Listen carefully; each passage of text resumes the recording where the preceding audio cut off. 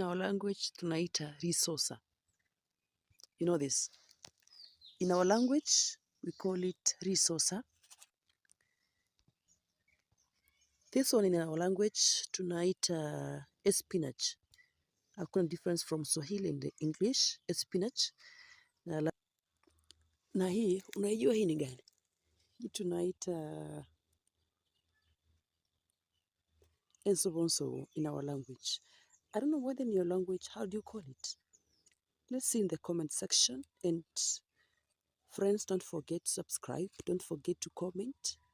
Just drop your comment and you shall be blessed, you know. Now, in our language, we call this nimeitaje? Ensovonso. Oh, yeah. In our language, we call it ensovonso. Now, let me check kama zimeiva. Let me confirm on that. But I hope kuna zenye zimeiva. Unaangalia kutoka chini, I think. Let's check ndani kunaendaje. Hii bado hajaiva ni kidogo. I think this, no. Bado hajaiva bado. But tuangalie ndani kunaendaje. To confirm.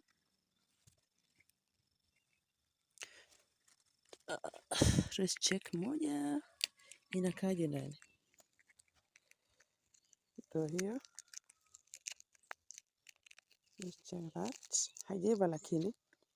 Tuko kwa ensovonso in our language. I don't know in your language, how do you call it, friends? Just see in the comment section.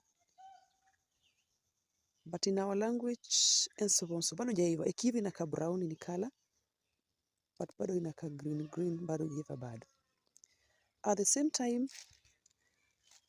hapa kuna managu. Hizi ni managu. Let me show you. Please don't forget subscribe. Hizi ni managu, linagu. In our language, we call it linagu. Linagu in language. Kiswahili, managu. Na hizi ni saga, Kiswahili. In our language, tunaita chinsaga. Chinsaga in our language. Kisii language, we call it chinsaga. You check that. Nikwambia ukiwa ushago, you can't kanja. How now? Because chakula iko pale kwa wingi. You check that. Check it, my friend. Yeah.